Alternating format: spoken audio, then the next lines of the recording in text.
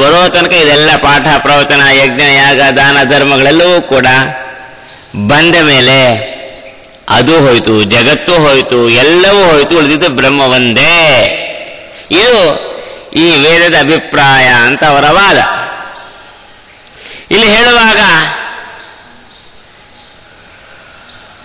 ಪರಮಾತ್ಮ ಬಿಟ್ಟು ಬೇರೆ ಯಾರೂ ಇಲ್ಲ ಅಂತಂದ್ರೆ ಯಾರಿಲ್ಲ, ಏನಿಲ್ಲ. ಭಗವಂತನನ್ನ ಬಿಟ್ಟು ಬೇರೆ ಏನೂ ಇಲ್ಲ ಅಂತ ಹೇಳ್ತಾ ಇದ್ದೀಯಲ್ಲ, ಏನಿಲ್ಲ. ಜಗತ್ತು ಇಲ್ಲ ಅಂತ ಹೇಳಬೇಕು. ಕಿಂಚನ ನಾಸ್ತಿ, ಏನೂ ಇಲ್ಲ, ಯಾವ ಜಗತ್ತೂ ಇಲ್ಲ ಅಂತಂದಾಗ ಸ್ವಲ್ಪ ಯೋಚನೆ ಮಾಡು. ಜಗತ್ತಿನಲ್ಲಿ ಎರಡು ವಿಧವಾದಂತಹ ಪದಾರ್ಥಗಳಿದೆ. ಜಡ ಜಡಾತ್ಮಕಂ ಸರ್ವೇ ಪ್ರವದಂತಿ ವಿಚಕ್ಷಣಾ. ಎಲ್ಲ ವಿದ್ವಾಂಸರು ಈ ಜಗತ್ತಿನ ಜಡಾತ್ಮಕ, ಜೀವ ಜಡಾತ್ಮಕವಾಗಿದೆ, ಬರೀ ಜಡ ಪದಾರ್ಥವೇ ಇಲ್ಲ ಅಥವಾ ಬರೀ ಜೀವ ಪದಾರ್ಥವೇ ಇಲ್ಲ, ಸಜೀವ ನಿರ್ಜೀವ ಪದಾರ್ಥಗಳು ಇದ್ದಾವೆ ಅನ್ನೋದು ಜಗತ್ತಿಗೆ ಗೊತ್ತಿದೆ. ಎಲ್ಲ ವಿದ್ವಾಂಸರು ಒಪ್ತಾರೆ.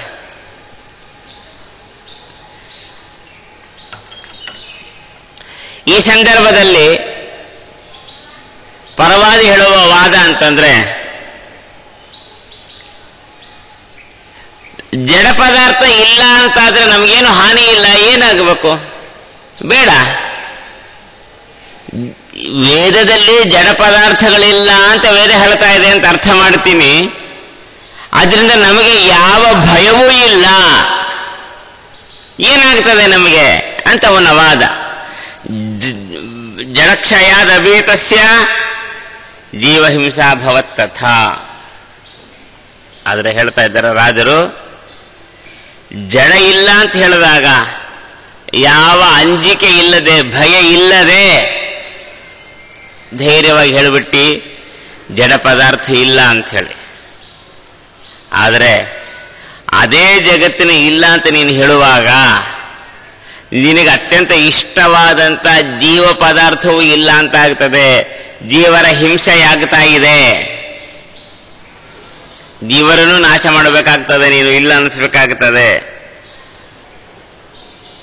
ಆಗಲಿ, ಅದು ನನಗೆ ಒಟ್ಟಿನಲ್ಲಿ ಬ್ರಹ್ಮ ಒಂದೇ ಇದೆ ಅಂತ ಹೇಳೋದು ಅಷ್ಟೇ ಅಭಿಪ್ರಾಯ. ಏನ ಜಡ ಇಲ್ಲ ಅಂತಂದೆ, ಚೇತನನೂ ಇಲ್ಲ, ಜೀವನೂ ಇಲ್ಲ ಅಂತ ಆಗಲಿ, ತೊಂದರೆ ಇಲ್ಲ ನನಗೆ. ನನ್ನ ಸಿದ್ಧಾಂತಕ್ಕೆ, ನನ್ನ ಮತಕ್ಕೆ ಯಾವ ಹಾನಿಯೂ ಇಲ್ಲ ಅಂತಂದ್ರೆ ಆಗ ರಾಜರು ಕೇಳಿದ್ರು, ಜೀವಾಭಾವೇ ಚ ಕೋ ವಕ್ತ ಪ್ರತಿವಕ್ತ ಚ ಕೋ ವದ. ಸರಿ, ಜಡ ಇಲ್ಲ ಅಂದಾಗ ನಿನಗೆ ಭಯ ಆಗಲಿಲ್ಲ, ಹಾಗಾದ್ರೆ ಜೀವನೂ ಇಲ್ಲ ಅಂದಾಗ ಒಪ್ಕೊಂಡ್ಬಿಡ್ತೀನಿ ಎಂದಿ. ಜೀವನೂ ಇಲ್ಲ ಅಂತ ಆದರೆ ಜಗತ್ತಿನಲ್ಲಿ ಜೀವ ಇಲ್ಲ, ಜಡ ಇಲ್ಲ, ಇರೋದು ಒಂದೇ ಭಗವಂತ ಅನ್ನೋದೇ ನಿನ್ನ ಅಭಿಪ್ರಾಯ ಆಗೋದಾದರೆ ವೇದದಲ್ಲಿ ಬಂದಿರುವ ಈ ವಾಕ್ಯ, ನೇಹ ನಾನಾಸ್ತಿ ಕಿಂಚನ ಅನ್ನೋ ಒಂದು ವಾಕ್ಯ, ಅಂದರೆ ಉಪದೇಶ ಮಾಡುತ್ತಿರುವ ವಾಕ್ಯ,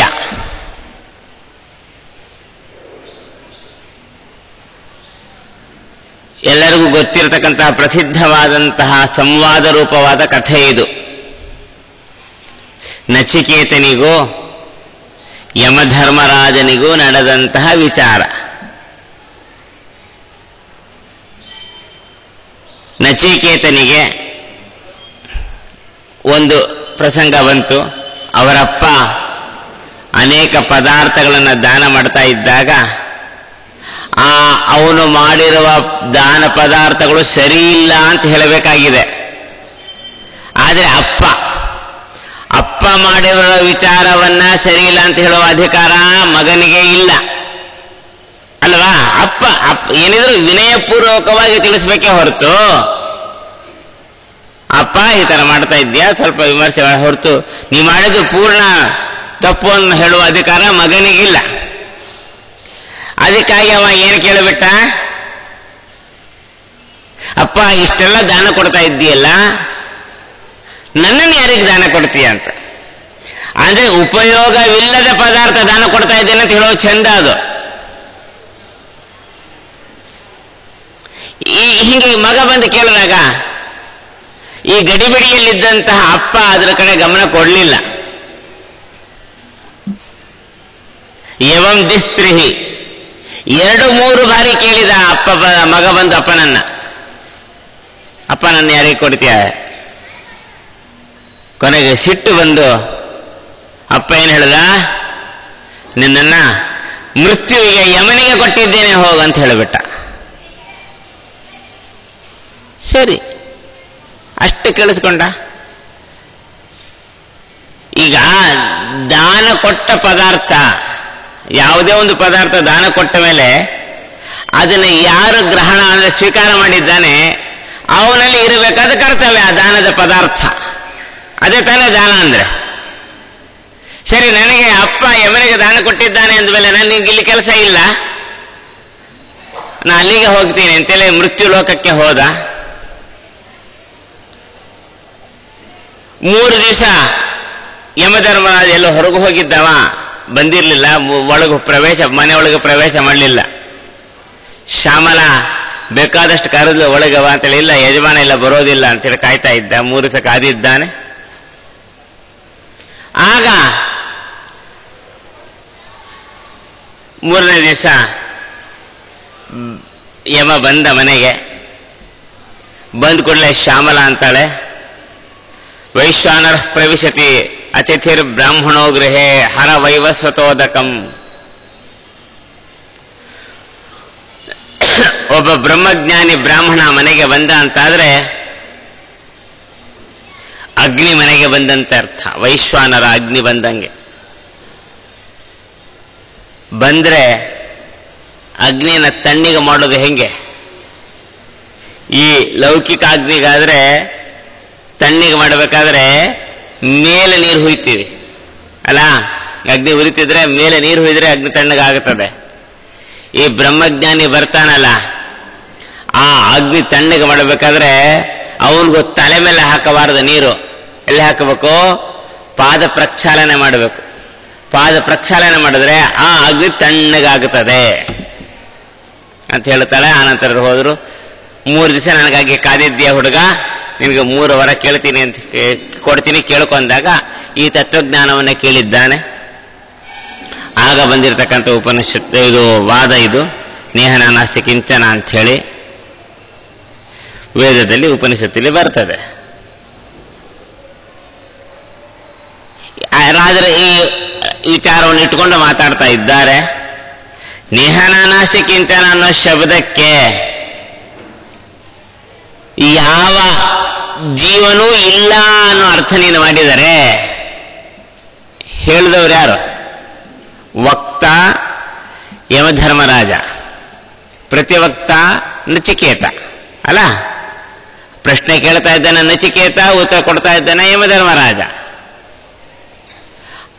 ಅವರ ಸಂವಾದ ರೂಪವಾಗಿ ಬಂದಿರುವ ಈ ವಾಕ್ಯ ಜೀವನ ಇಲ್ಲದೆ ಇದ್ರೆ ಸಂವಾದ ಎಲ್ಲಿ ನಡೀತು? ಅಲ್ಲಿ ಯಾವ ರೀತಿಯಾಗಿ ನಮಗೆ ಈ ವಾಕ್ಯ ಸಿಗಲಿಕ್ಕೆ ಸಾಧ್ಯ ಇದೆ? ವಕ್ತ ಪ್ರತಿವಕ್ತ ಇಬ್ರು ಇಲ್ಲದ ವಾಕ್ಯ ಅಂತಂದ್ರೆ ಹುಚ್ಚನ ಮಾತಿನಂತ ಆಗೋಗ್ತದಾಗ, ಮನಸ್ಸಿಗೆ ಬಂದಾಗ ಮಾತಾಡದ ಅಂತ ಆಗುತ್ತದೆ. ಯತಃಕಿಂಚನ ಶಬ್ದೋಯಂ ನಮುಜ್ಯತೆ ಕಿಂಚನ. ಯಾಕೆ ಅಂದ್ರೆ ಇಲ್ಲಿ ಕಿಂಚನ ಶಬ್ದ ಅಂತೇನಿದೆ, ಯಾವುದೂ ಇಲ್ಲ, ಯಾವುದೂ ಇಲ್ಲ ಅಂದ್ರೆ ಇಲ್ಲಿ ಯಾವ ಅರ್ಥ ಸಂಕೋಚವೂ ಮಾಡಬೇಕಾಗಿಲ್ಲ, ಸ್ಪಷ್ಟವಾಗಿದೆ. ಕೆಲವು ಸಂದರ್ಭದಲ್ಲಿ ಯಾರೂ ಬಂದಿಲ್ಲ ಅಂತ ಮಾತಾಡ್ತಾ ಇರ್ತೀವಿ, ಅಥವಾ ಎಲ್ಲರೂ ಬಂದಿದ್ದಾರೆ ಅಂತ ಮಾತಾಡ್ತೀವಿ. ಈ ಎಲ್ಲರೂ ಬಂದಿದ್ದಾರೆ ಅಥವಾ ಯಾರೂ ಬಂದಿಲ್ಲ ಶಬ್ದಕ್ಕೇನರ್ಥ? ನಮಗೆ ಯಾರು ಬರಬೇಕಾಗಿತ್ತ ಅವ್ರು ಬರಲಿಲ್ಲ, ಅಥವಾ ಯಾರು ಬರಬೇಕಾಯ್ತ ಅವ್ರು ಬಂದಿದ್ದು, ಇಷ್ಟೇ ಅಭಿಪ್ರಾಯ. ಎಲ್ಲರೂ ಅಂದ್ರೆ ಬ್ರಹ್ಮಾಂಡದಲ್ಲಿರುವ ಎಲ್ಲರೂ ಬಂದಿದ್ದಾರೆ ಅಂತ ಅಭಿಪ್ರಾಯ ಅಲ್ಲ. ನಾವು ಯಾರಿಗೆ ಆಹ್ವಾನ ಕೊಟ್ಟಿದ್ದೇವೆ ಅವರು ಬಂದಿದ್ದಾರೆ, ಅಥವಾ ನಾವು ಯಾರಿಗೆ ಆಹ್ವಾನ ಕೊಟ್ಟಿದ್ದೀವಿ ಅವರು ಬಂದಿಲ್ಲ, ಇಷ್ಟೇ. ಎಲ್ಲರೂ ಶಬ್ದಕ್ಕೆ ಅರ್ಥ. ಕೆಲವು ಸಂದರ್ಭದಲ್ಲಿ ಸಂಕೋಚ ಮಾಡ್ತೀವಿ. ಹಂಗೆ ವೇದದಲ್ಲಿ ಬಂದಿರುವ ಕಿಂಚನ ಶಬ್ದ ಏನು ಅಭಿಪ್ರಾಯ ಇದಕ್ಕೆ? ಕಿಂಚನ ಅಂದ್ರೆ ಯಾವುದೂ ಪದಾರ್ಥ ಇಲ್ಲ ಅಂತ ಅಷ್ಟೇ. ಯಾವುದೂ ಇಲ್ಲ ಅಂದ್ರೆ ಅಲ್ಲಿ ಯಾವುದನ್ನು ಬಿಟ್ಟು ಇದನ್ನು ಬಿಟ್ಟು ಅದನ್ನು ಬಿಟ್ಟು ಅಂತ ಹೇಳಲಿಲ್ಲ. ಯಾವುದೂ ಪದಾರ್ಥ ಇಲ್ಲ, ಇರೋದು ಒಂದೇ ಬ್ರಹ್ಮ. ಬ್ರಹ್ಮ ಬಿಟ್ಟು ಇನ್ಯಾವುದೂ ಇಲ್ಲ. ಈ ಶಬ್ದ ಇದೆ. ನಿನ್ನ ವಾದದ ಪ್ರಕಾರ ಕಿಂಚನ ಶಬ್ದಕ್ಕೆ ಯಾವುದೂ ಇಲ್ಲ ಅಂತ ಅರ್ಥ ಮಾಡೋದಾದ್ರೆ ಎಲ್ಲವನ್ನು ಗ್ರಾಸ ತುತ್ತು ಮಾಡಿ ನುಂಗಿಕೊಂಡ್ಬಿಟ್ಟಿದೆ. ಯಾವುದೂ ಇಲ್ಲ, ಬ್ರಹ್ಮ ಒಂದೇ ಇದೆ ಅಂತ ಹೇಳಿ. ಇವರಿಬ್ಬರನ್ನ ಎಲೆ ಬಿಟ್ಟು ವಕ್ತ ಪ್ರತಿವಕ್ತ ಪ್ರಶ್ನೆ ಕೇಳಿದವ, ಉತ್ತರ ಕೊಟ್ಟವ, ವರ ಪಡೆದವ, ವರ ಕೊಟ್ಟವ ಅಂತೇನು ವಿಭಾಗ ಇದೆ. ಇವರಿಬ್ಬರನ್ನ ಎಲ್ಲಿಗೆ ಹಾಕಬೇಕು? ಅವರಿದ್ದಾರ ಇಲ್ಲವ? ಅವರಿಲ್ಲದ್ರೆ ಈ ಶಬ್ದ ಎಲ್ಲಿಂದ ಬಂತ? ಹಾಗಾದ್ರೆ ಉಪದೇಶಕನೂ ಇಲ್ಲ, ಉಪದೇಶ ಶಿಷ್ಯನೂ ಇಲ್ಲ, ಆಚಾರ್ಯನೂ ಇಲ್ಲ, ಪಾಠ ಪ್ರವಚನ ನಡೀತಾ ಇದೆ ಅಂದ್ರೆ ಏನರ್ಥ? ಅಂದಮೇಲೆ ಒಂದು ವ್ಯಕ್ತಿ ಇರಲೇಬೇಕಾಯ್ತು. ದ್ವಂಗೀಕಾರ ಲಘುತ ದ್ವಂಗೀಕಾರ ಯಥೋ ಮತ ಅಂದಮೇಲೆ ಈ ಮೂರನ್ನು ಒಪ್ಕೋಬೇಕು. ಯಾವುದನ್ನ? ಬ್ರಹ್ಮ ಮತ್ತೆ ಆಚಾರ್ಯ ಶಿಷ್ಯ, ಮೂರು ವರ್ಗವನ್ನು ಒಪ್ಕೊಳ್ಬೇಕಾಯ್ತು. ಈಗ ಅದ್ರ ಬದಲು ನಾವು ಹೇಳಿದ್ದೇನೆ ಒಪ್ಕೋ. ಯಾವುದನ್ನ? ಜೀವರು ಇದ್ದಾರೆ, ಜಡನೂ ಇದೆ, ಎರಡೂ ಇದೆ ಅಂತ. ಕೇವಲ ಮೂರೇ ಜನ ಇದೆ ಅಂತ ಹೇಳೋದ್ರ ಬದಲು ಎಲ್ಲರೂ ಇದ್ದಾರೆ ಅಂತ ಹೇಳೋದು ಬಹಳ ಸುಲಭ ಆಗುತ್ತದೆ. ಅಥವಾ ಜಡೋ ನಿಷೇಧಸ್ತು ಜೀವಸ್ತುರಿತೋಸ್ತು ನಹ. ಆದ್ರಿಂದ ನಿನ್ನ ಪ್ರಕಾರ ಜಡ ಇಲ್ಲ ಅಂತ ಒಪ್ಕೋ, ಆದರೆ ಜೀವ ಇಲ್ಲ ಅನ್ನೋದನ್ನು ಮಾತ್ರ ಒಪ್ಪಲಿಕ್ಕೆ ಬರೋದಿಲ್ಲ. ಜೀವ ಇದ್ದಾನೆ. ಇತಿ ಭಾವ ಯದಿ ತದಾ ದ್ವಂಗೀಕಾರಾಚ ದುರ್ಮತ ಏಕಸ್ಯ ಅಂಗೀಕೃತವಚ ಖಿನ್ನಸ್ಯಾದತಿ ಲಾಘವಂ. ಆದ್ರಿಂದ ನೀನೇನು ಮಾಡ್ತಿ? ಜೀವ ಬ್ರಹ್ಮರಿದ್ದಾರೆ, ಜಡ ಇಲ್ಲ ಅಂತ ವಾದಕ್ಕೆ ಬಂದಿ. ಎರಡನ್ನು ಒಪ್ಕೊಂಡು ಮೂರನೇದು ಒಪ್ಪಲಿಲ್ಲ. ಸರಿ, ಜೀವನೂ ಇಲ್ಲ, ಬ್ರಹ್ಮ ಒಬ್ಬನೇ ಇದ್ದಾನೆ, ಇನ್ನೂ ಸುಲಭ ಆಗ್ತದಲ್ಲ ನಿನ್ನ ಮತಕ್ಕೆ. ಅದನ್ನು ಯಾಕೆ ಒಪ್ಕೊಳ್ಬಾರ್ದು? ಅತಕ್ಷಿಪೇಯಂ ವಾಕ್ ಜಗಜ್ಜೀವ ಜಡಾತ್ಮಕಂ. ಈ ಜೀವ ಜಡಾತ್ಮಕವಾದಂಥ ಜಗತ್ತನ್ನ ಈ ಮಾತು ಯಾವುದು? ನೇಹನಾಸಿ ಕಿಂಚನ ಅಂತಕ್ಕಂಥ ವೇದ ವಾಕ್ಯ ಸಂಪೂರ್ಣವಾಗಿ ಒಪ್ಪಿಕೊಳ್ಳಲಿ. ಜೀವನೂ ಇಲ್ಲ, ಜಡನೂ ಇಲ್ಲ. ಲಾಘವ ತ್ವದ್ವಿಪರೇತಾತ್ ಬ್ರಹ್ಮ ಏಕಮೇವ ಅವಶೇಷಯೇತ್. ಲಾಘವ ಮತ್ತು ನಿನ್ನ ಅಭಿಪ್ರಾಯ, ನಿನ್ನ ಒಪ್ಪಿಗೆ ಎಲ್ಲವನ್ನು ವಿಮರ್ಶೆ ಮಾಡಿದರೆ ಬ್ರಹ್ಮ ಒಂದೇ ಅವಶೇಷಿತವಾಗುತ್ತದೆ, ಮತ್ತಿನ್ಯಾವುದು ಇರ್ಲಿಕ್ಕೆ ಸಾಧ್ಯವಿಲ್ಲ. ಒಪ್ಕೊಳ್ತೀಯಾ? ಅದು ಒಪ್ಕೊಳ್ಳಿಕ್ಕೆ ಬರೋದಿಲ್ಲ ನಿನಗೆ. ಯದಿ ನಾನಾತ್ವ ಮಾತ್ರಸ್ಯ ನಿಷೇಧೋತ್ರ ಮತಸ್ತವ ಯಥೋ ವಿಧಿ ನಿಷೇಧೋಶ್ಚೋ ಪ್ರಸಂಕ್ರಾಮಯದ್ ವಿಶೇಷಣಂ.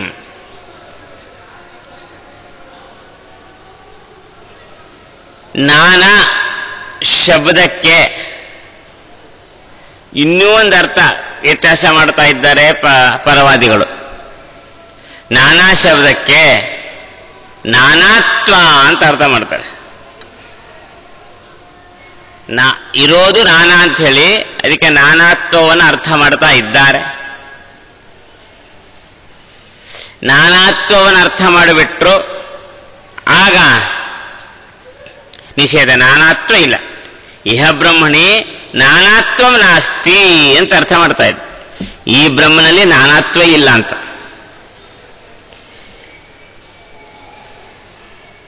ಒಂದು ದಾರ್ಶನಿಕ ನಿಯಮ ಒಂದಿದೆ, ಎಲ್ಲ ದಾರ್ಶನಿಕರು ಒಪ್ಪಿಕೊಂಡಿರುವ ಒಂದು ನಿಯಮ. ಸವಿಶೇಷಣೈ ವಿಧಿ ನಿಷೇಧೋ ವಿಶೇಷಣ ಅತಿಕ್ರಾಮತಃ ಅಂತ.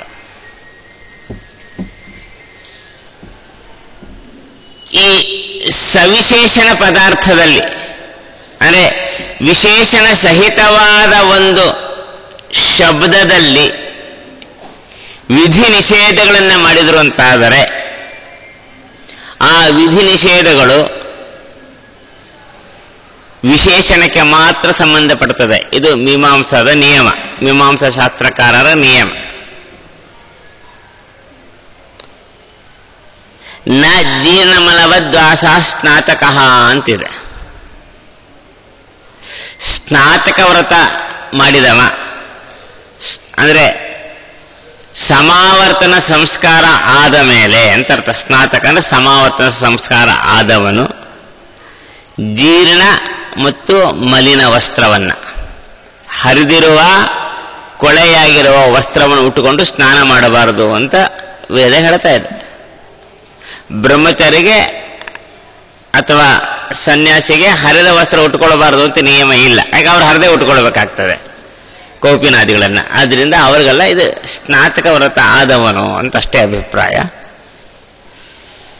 ಸ್ನಾನ ಮಾಡುವಾಗ ಹರಿದಿರುವ ಮತ್ತು ಕೊಳೆಯಾಗಿರುವ ವಸ್ತ್ರ ಉಟ್ಕೊಂಡು ಮಾಡಬಾರ್ದು, ಶುದ್ಧವಾದ ವಸ್ತ್ರ ಉಟ್ಕೊಂಡು ಗೃಹಸ್ಥಾಶ್ರಮಿ ಸ್ನಾನ ಮಾಡಬೇಕು ಅಂತ ಅಭಿಪ್ರಾಯ ಇದೆ. ಇಲ್ಲಿ ವಿಚಾರ ಮಾಡುವಾಗ ಹರಿದಿರುವ ಮತ್ತು ಮಲಿನವಾಗಿರುವ ವಸ್ತ್ರವನ್ನು ಉಟ್ಕೊಂಡು ಸ್ನಾನ ಮಾಡಬಾರ್ದು ಅಂತಂದ್ರೆ ಸ್ನಾನನೇ ಮಾಡಬಾರ್ದು ಅಂತ ಅಭಿಪ್ರಾಯ ಅಲ್ಲ, ವಸ್ತ್ರ ಉಟ್ಕೊಂಡು ಸ್ನಾನ ಮಾಡಬಾರ್ದು ಅಂತ ಅಭಿಪ್ರಾಯ ಅಲ್ಲ ಅಲ್ವಾ.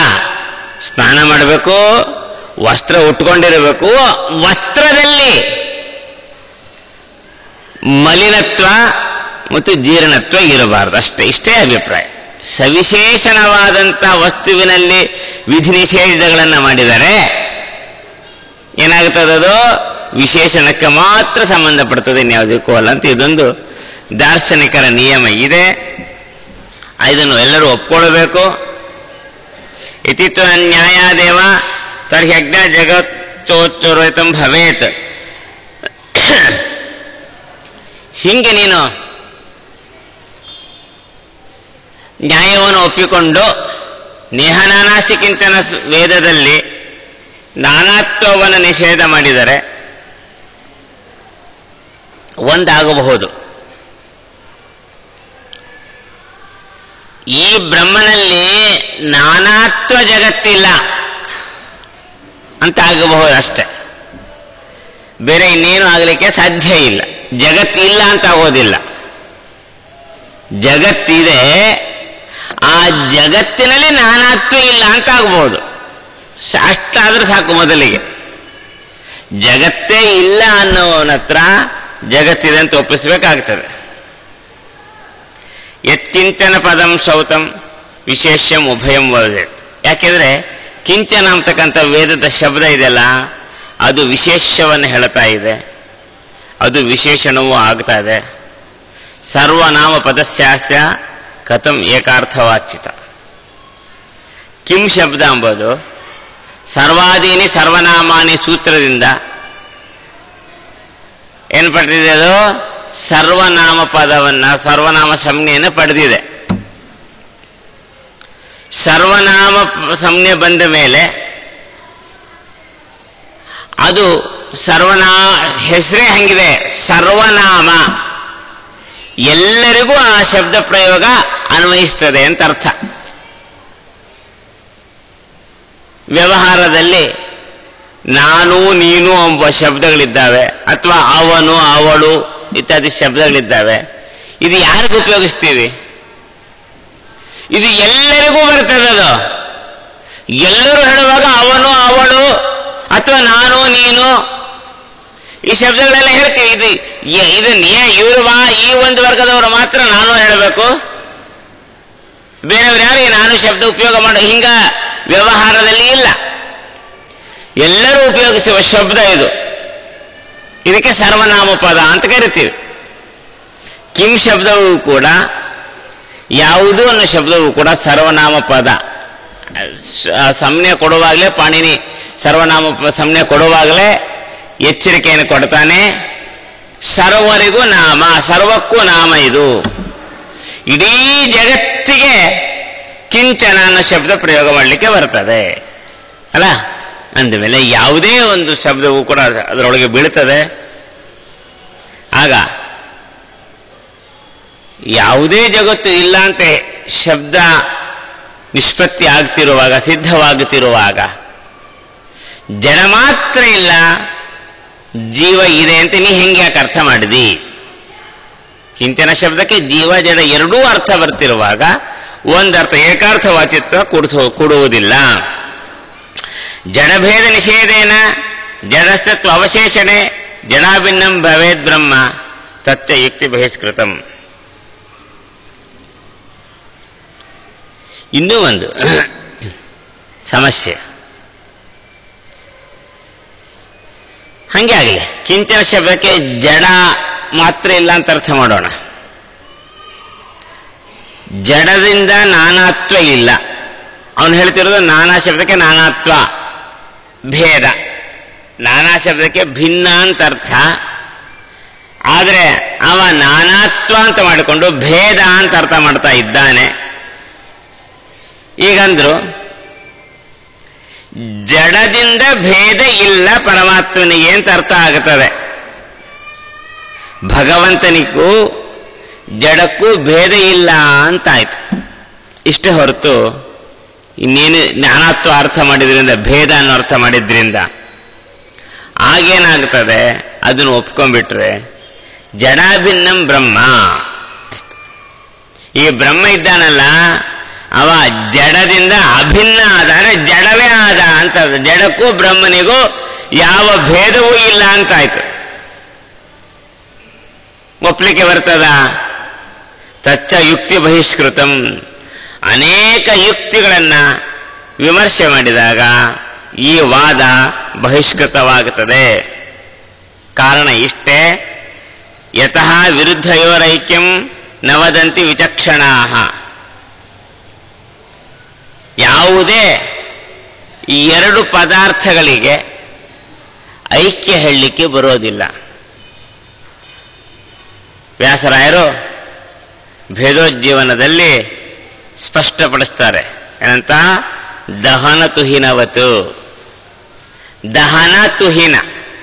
ದಹನ ಅಂದರೆ ಬೆಂಕಿ, ತುಹಿನ ಅಂತಂದ್ರೆ ಹಿಮ.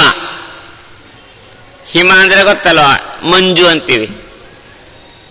ಮಂಜು ಮತ್ತು ಹಿಮಗಳಿಗೆ, ಅಥವಾ ಬೆಂಕಿ ಮತ್ತು ಹಿಮಗಳಿಗೆ ಪರಸ್ಪರ ಐಕ್ಯ ಇದೆಯಾ?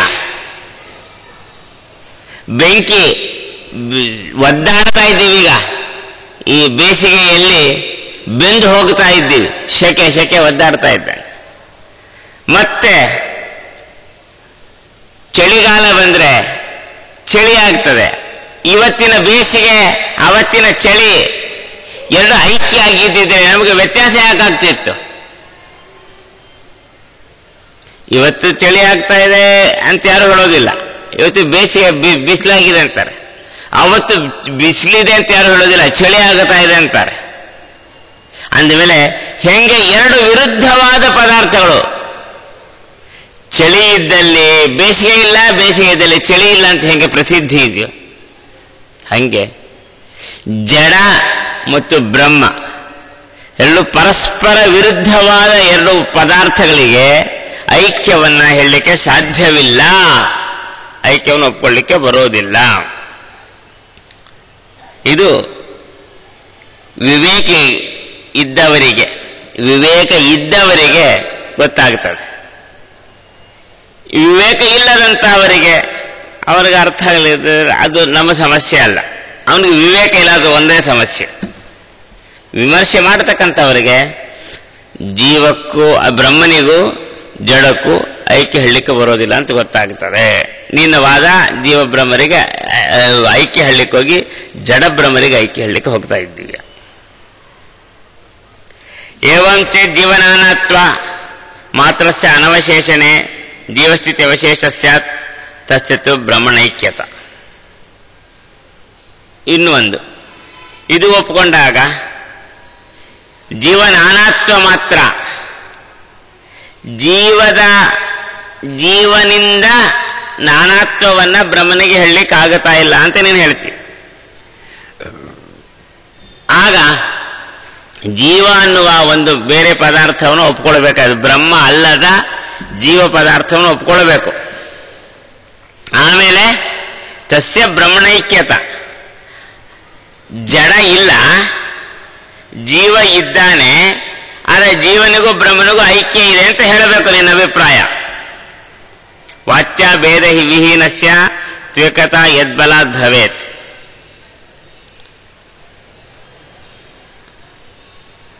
ಈಗ ಭೇದ ವಿಹೀನನಾದಂತಹ ಜೀವನಿಗೆ, ಭೇದರಹಿತನಾದಂಥ ಜೀವನಿಗೆ ಇರುವ ಬ್ರಹ್ಮ ಜೀವ ಬೇರೆ ಬೇರೆ ಅಲ್ಲ, ಇಬ್ರು ಒಂದೇ ಅಂತೀಯ, ಮತ್ತು ಐಕ್ಯ ಬಂತು ಅಂತೀಯ.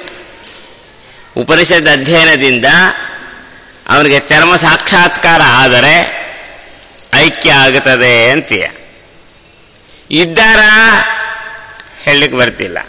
ಇಲ್ಲದ ಭೇದರಹಿತನಾದಂತಹ ಜೀವಬ್ರಹ್ಮ ಅಂತ ಎಲ್ಲ ಭೇದರಹಿತನಾದಂತಹ ಸಂದರ್ಭದಲ್ಲಿ ಐಕ್ಯ ಬರೋದಾದ್ರೆ ಹೆಂಗೆ? ನಚೇ ಜಲಸೈಕತಾ ಚ ಕಥಮಾಶಂಕ್ಯತೆ ಅಥವಾ. ಹಾಗಾದ್ರೆ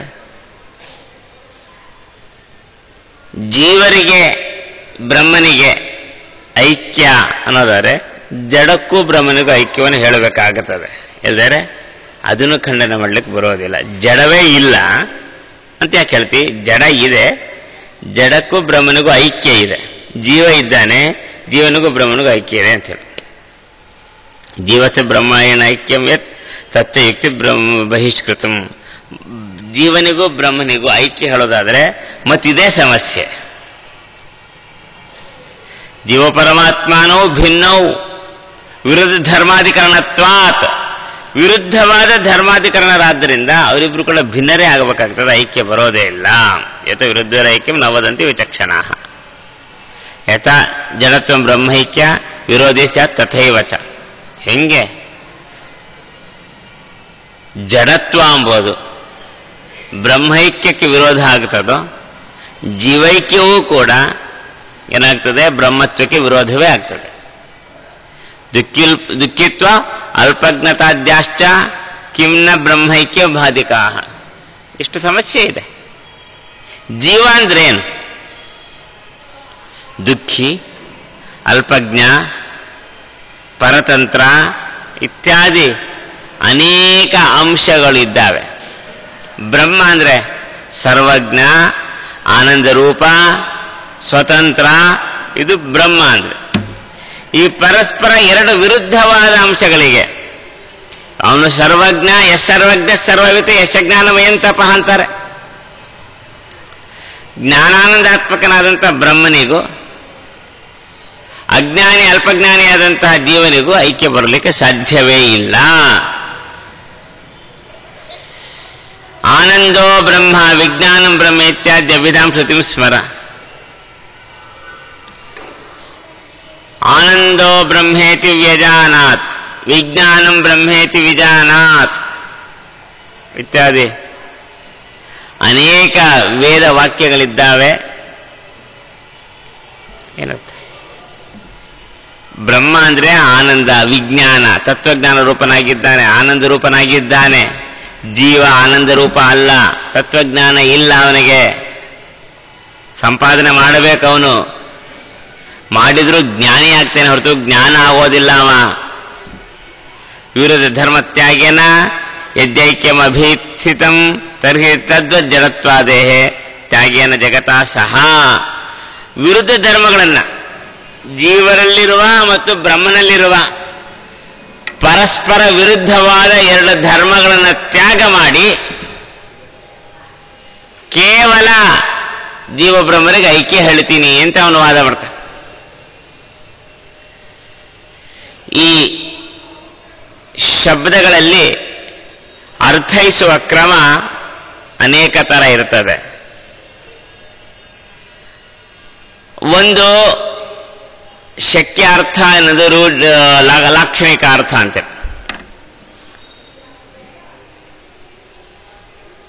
ಎಷ್ಟೊತ್ತು ಸಮಯ ಆಯ್ತಾ? ಆಯ್ತಾ?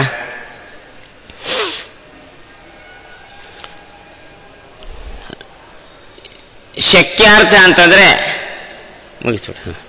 ಶಕ್ಯಾರ್ಥ ಅಂತಂದ್ರೆ ಶಬ್ದದಲ್ಲಿ ಯಾವ ಶಬ್ದ ಶ್ರವಣ ಆದ ಕೂಡಲೇ ನಮಗೆ ಯಾವ ವಸ್ತು ನೆನಪಾಗುತ್ತದೆ ಅದು ಶಕ್ಯಾರ್ಥ ಅಷ್ಟೇ, ಬೇರೆ ಏನಿಲ್ಲ. ಇಲ್ಲಿ ಘಟ ಇದೆ ಅಂದ್ಕೊಳ್ಳೆ, ಘಟ ಅಂತ ಶಬ್ದ ಕೇಳಿದ್ರೆ ನಮಗೆ ಘಟದ ನೆನಪಾಗುತ್ತದೆ, ಅದಕ್ಕೆ ಅದು ಶಕ್ಯಾರ್ಥ. ಇನ್ನು ಕೆಲವು ಸಂದರ್ಭದಲ್ಲಿ ಶಬ್ದ ಪ್ರಯೋಗ ಮಾಡ್ತೀವಿ, ಅದಕ್ಕೆ ಅರ್ಥ ಅಷ್ಟು ಸುಲಭ ಆಗೋದಿಲ್ಲ. ಗಂಗಾಯಾಮ್ ಘೋಷಃ ಅಂತ ಒಂದು ಶಬ್ದ ಹೇಳ್ತೀವಿ, ಗಂಗೆಯಲ್ಲಿ ಹಳ್ಳಿ ಇದೆ ಅಂತ. ಹಳ್ಳಿ, ಘೋಷ ಅಂದ್ರೆ ಹಳ್ಳಿ, ಗಂಗೆಯಲ್ಲಿ ಹಳ್ಳಿ ಇದೆ ಅಂತಾರೆ, ಗಂಗೆಯಲ್ಲಿ ಎಲ್ಲ ಹಳ್ಳಿ ಇರ್ಲಿಕ್ಕೆ ಸಾಧ್ಯ ಆಗ್ತದೆ. ಶಬ್ದ ಇದೆ ಗಂಗಾಯಾಮ್ ಘೋಷಃ ಅಂತೇಳಿ, ಅದಕ್ಕೆ ಅರ್ಥ ಏನು ಮಾಡಿದ್ರು, ಗಂಗಾ ತೀರೇ ಘೋಷಃ, ಗಂಗಾ ತೀರದಲ್ಲಿ ಘೋಷ ಅಂತ. ಅಲ್ಲಿ ಗಂಗಾ ಶಬ್ದಕ್ಕೆ ಗಂಗಾ ನದಿ ಅಂತ ಅರ್ಥ ಇದ್ರು, ಅದರ ಲಕ್ಷಣ ವೃತ್ತಿಯಿಂದ ಏನು ಮಾಡ್ತೀವಿ, ಶಕ್ಯ ಸಂಬಂಧವನ್ನು ಇಟ್ಟುಕೊಂಡು ಗಂಗಾ ತೀರದಲ್ಲಿ, ಗಂಗೆಯ ತೀರದಲ್ಲಿ ಘೋಷ ಇದೆ, ಹಳ್ಳಿ ಇದೆ ಅಂತ ಅರ್ಥ ಮಾಡ್ತೀವಿ. ಇದೊಂದು. ಇನ್ನೊಂದು, ಇಲ್ಲಿ ಗಂಗಾನು ನದಿಯನ್ನು ಅರ್ಥ ಬಿಟ್ಟು ತೀರ ಅನ್ನೋ ಅರ್ಥ ಮಾತ್ರ ಮಾತಾಡ್ತೀವಿ, ಇದು ಜಹಲ್ಲಕ್ಷಣ ಅಂತ ಕರೀತಾರೆ. ಇನ್ನೊಂದು ಅಜಹಲ್ಲಕ್ಷಣ. ಅಜಹಲ್ಲಕ್ಷಣ ಅಂತಂದ್ರೆ ಶಬ್ದಕ್ಕೆ ಏನು ಅರ್ಥ ಇದೆ ಅದನ್ನು ಬಿಡದೆ ಮತ್ತೊಂದು ಅರ್ಥವನ್ನು ತಿಳಿಸ್ಕೊಳ್ಳೋದು. ಕಾಕೇಭ್ಯೋ ದದಿ ರಕ್ಷತಾಮ್ ಅಂತ ಹೇಳ್ತಾನೆ. ತಾಯಿ ಹೊರಗೆಲ್ಲ ಹೋಗ್ಲಿಕ್ಕಿದೆ ಅಂಥೇಳಿ ಮಗನಿಗೆ ಹೇಳಿದ್ಲು, ಅಲ್ಲಿ ಮೊಸರಿಟ್ಟಿದ್ದೀನಿ, ಕಾಗೆಗಳು ಬಂದರೆ ಉರುಳಿಸ್ತಾವೆ, ನೋಡ್ಕೋ ಅಂತ ಹೇಳಿ ಹೋದ್ಲು. ತಾಯಿ ಹೋದ್ಲು, ಕಾಗೆ ಬರಲಿಲ್ಲ, ಬೆಕ್ಕು ಬಂತು, ನಾಯಿ ಬಂತು, ಮೊಸರನ್ನು ತಿನ್ಕೊಂಡು ಹೋಯ್ತು. ತಾಯಿ ಬಂದ್ಲು, ಮೊಸರೆಲ್ಲ ಅಂದ್ಲು, ನಾಯಿ ಬಂದು ತಿಂತು, ಬೆಕ್ಕು ಬಂದು ತಿಂತ. ನಾನು ಹೇಳಿದ್ನೆಲ್ಲ ನೋಡ್ಕೋತೆ, ನೀ ಕಾಗೆನ ನೋಡ್ಕೋ ಅಂತ ಹೇಳಿದ್ವಿ, ಕಾಗೆ ಬರಲಿಲ್ಲ. ಬೆಕ್ಕ ನೋಡ್ಕೊಳ್ಳಿ ಹೇಳಿಲ್ಲ, ನೀ ಹೇಳಿದ ಕಾಗೆಗೆ ಅಂತ. ಹಿಂಗೆ ಅರ್ಥ ಮಾಡುವ ಪರಿಪಾಠ ಇಲ್ಲ. ಅಲ್ಲಿ ಕಾಗೆ ಹೇಳಿದ ಕಾಗೆ ಅನ್ನೋ ಶಬ್ದ ಅಷ್ಟೆ. ಕಾಗೆ ಮತ್ತು ಕಾಗೆಯ ಜೊತೆಯಲ್ಲಿ ದದಿಯನ್ನು ಅಂದ್ರೆ ಮೊಸರನ್ನ ಹಾಳು ಮಾಡುವ ಯಾವುದೇ ಪ್ರಾಣಿ ಬಂದರೂ ನಾವು ಮೊಸರು ನೋಡ್ಕೊಳ್ಬೇಕಾದ್ರೆ ನಮಗೆ ಕರ್ತವ್ಯ, ಇಷ್ಟೇ ಅಭಿಪ್ರಾಯ. ಇದನ್ನ ಅಜಹಲ್ಲಕ್ಷಣ, ಕಾಗೆನೂ ನೋಡ್ಕೊಳ್ಬೇಕು, ಬೇರೆ ವ್ಯಕ್ತಿ ಬೇರೆ ಪ್ರಾಣಿಗಳು ಬಂದ್ರೆ ನೋಡ್ಕೊಳ್ಬೇಕು ಅನ್ನೋ ಅಭಿಪ್ರಾಯ. ಇದು ಅಜಹಲ್ಲಕ್ಷಣ ಅಂತ ಕರಿತೀವಿ. ಇದು ಎರಡು ಲಕ್ಷಣ ನಮ್ಮ ಶಾಸ್ತ್ರದಲ್ಲಿ ಪ್ರಸಿದ್ಧವಾಗಿದೆ. ಪರವಾದಿಗಳು ಇದ್ರ ಜೊತೆ ಮೂರನೇ ಮತ್ತೊಂದು ಲಕ್ಷಣವನ್ನ ಅವರು ಇದೊಂದೇ ವಾಕ್ಯಕ್ಕೆ ತಂದು ಮಾಡ್ತಾ ಇರ್ತಾರೆ, ಬೇರೆ ಎಲ್ಲೂ ಇಲ್ಲ. ತತ್ವಮಸಿ ಎಂಬ ವಾದದಲ್ಲಿ ಜಹ ಲಕ್ಷಣ ಅಂತ, ಜಹ ಲಕ್ಷಣ, ಸ್ವಲ್ಪ ಭಾಗ ಬಿಡೋದು, ಸ್ವಲ್ಪ ಭಾಗ ಹಿಡ್ಕೊಳ್ಳೋದು ಅಂತ. ಅದು ಬೇರೆ ಇನ್ನೆಲ್ಲೂ ದೃಷ್ಟಾಂತ ಕೊಟ್ಟಿಲ್ಲ ಅವರು. ಇಲ್ಲಿ ಒಂದೇ ತತ್ವಮಸಿ ಅನ್ನೋಲ್ಲಂದೆ. ತತ್ ಶಬ್ದಕ್ಕೆ ಸರ್ವಜ್ಞತ್ವ ವಿಶಿಷ್ಟನಾದಂಥ ಬ್ರಹ್ಮ, ತ್ವಂ ಶಬ್ದಕ್ಕೆ ಅಲ್ಪಜ್ಞತ್ವ ವಿಶಿಷ್ಟನಾದಂಥ ಜೀವ. ಅಲ್ಲಿ ಸರ್ವಜ್ಞತ್ವವನ್ನು ಬಿಟ್ಟು ಬಿಡಬೇಕು, ಇಲ್ಲಿ ಅಲ್ಪಜ್ಞತ್ವವನ್ನು ಬಿಟ್ಟು ಬಿಡಬೇಕು. ಎರಡು ಚೇತನ ಪದಾರ್ಥಗಳು, ಒಂದು ಬ್ರಹ್ಮ ಒಂದು ಜೀವ, ಇಬ್ರಿಗೂ ಐಕ್ಯ ಅಂತ ಹಿಂಗೊಂದು ಮಾತಾಡ್ಕೊಳ್ತಾರೆ. ಇದರ ಬಗ್ಗೆ ವಿರುದ್ಧ ಧರ್ಮಗಳನ್ನು ತ್ಯಾಗವನ್ನು ಮಾಡಿ ಒಪ್ಪಿಕೊಂಡು ಐಕ್ಯವನ್ನು ಒಪ್ಪಿಕೊಳ್ಳೋದಾದರೆ ಅನೇಕ ವಿಧವಾದಂತಹ ಸಮಸ್ಯೆ ಬರ್ತಾ ಇದೆ.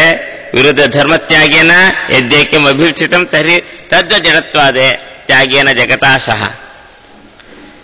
ಶ್ರೀಮದಾಚಾರ್ಯರು ಈ ಜಹ ಲಕ್ಷಣಗಳನ್ನು ವಿಷ್ಣು ತತ್ವ ನಿರ್ಣಯಾದಿ ಗ್ರಂಥಗಳಲ್ಲಿ ಅನೇಕ ವಿಧವಾಗಿ ಖಂಡನೆಯನ್ನು ಮಾಡ್ತಾರೆ. ಇದು ಆಗೋದಿಲ್ಲ ಅಂಥೇಳಿ ಆ ಒಂದು ಅಭಿಪ್ರಾಯವನ್ನ ತತ್ವ ನಿರ್ಣಯದಲ್ಲಿ ಅಧ್ಯಯನ ಮಾಡೋರಿಗೆ ಗೊತ್ತಾಗ್ತದೆ. ಆದ್ರಿಂದ ಇಲ್ಲಿ ಬೇರೆ ರೀತಿಯಾಗಿ ಅದೇ ವಿಚಾರವನ್ನು ತಗೊಂಡು ಬೇರೆ ರೀತಿ ಹೊಸ ಶೈಲಿಯಲ್ಲಿ, ಬಹುಶಃ ನಮ್ಮ ರಾಜರ ಶೈಲಿ ಬಹಳ ಬೇರೆ ರೀತಿಯಾದ್ದು. ಎಲ್ಲವೂ ಯುಕ್ತಿ ಮಲ್ಲಿಕಾನೆ. ಅವರ ಆಡುವ ಮಾಡುವ ಪ್ರತಿಯೊಂದು ಶಬ್ದವೂ ಯುಕ್ತಿ ಮಲ್ಲಿಕಾ ರೂಪವಾಗಿ ಇರ್ತದಾದ್ರಿಂದ ಅಂತಹ ಯುಕ್ತಿ ರೂಪಗಳಿಂದಲೇ ಬೇರೆ ಹೊಸ ರೀತಿಯಾದಂಥ ಯುಕ್ತಿಗಳನ್ನು, ಅಂದರೆ ಪುರಾಣಗಳಲ್ಲಿ, ವೇದಗಳಲ್ಲಿ ಅಥವಾ ಶ್ರೀಮದಾಚಾರ್ಯ ಗ್ರಂಥದಲ್ಲಿ ಇರುವ ಅಭಿಪ್ರಾಯವನ್ನೇ ಒಂದು ಯುಕ್ತಿ ಹೊಸ ರೀತಿಯಲ್ಲಿ ತೋರಿಸ್ಕೊಡ್ತಕ್ಕಂತಹ ಪ್ರಯತ್ನವನ್ನು ಮಾಡ್ತಾ ಇದ್ದಾರೆ. ಅದನ್ನೆಲ್ಲ ನಾಳೆ ದಿವಸ ವಿಸ್ತಾರವನ್ನು ಮಾಡ್ತೇವೆ. ಶ್ರೀ ಕೃಷ್ಣಾರ್ಪಣಮಸ್ತು.